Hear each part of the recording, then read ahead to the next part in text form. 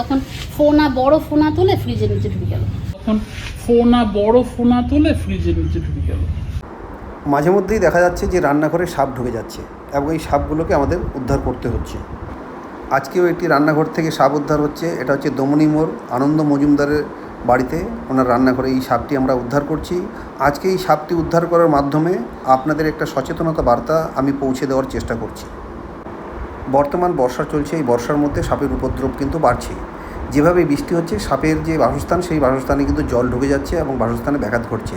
তাই নতুন বাসস্থান খুঁজতে গিয়ে মানুষের রান্নাঘরে বা বিভিন্ন ঘরে ঢুকে যাচ্ছে। এই জায়গাটায় কিন্তু আমাদের একটু সতর্কতা অবলম্বন করতে হবে।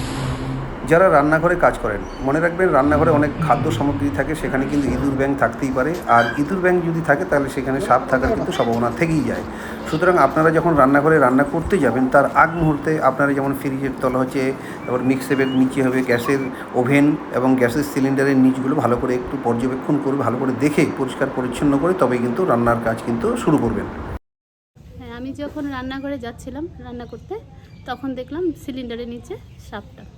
আমি আবার ভালো করে দেখছি যে কি, তখন একটু সাপের মতো লাগলো। তো আমি পিছনে সরে গেলাম, গিয়ে বসে আছি। তখন থেকে বিড়ালটা লেজের দিকে যখন দিল তখন সাপটা ফোনা তুলে আসছে। তখন বড় ফোনা তুলে ফ্রিজের নিচে ঢুকে গেল।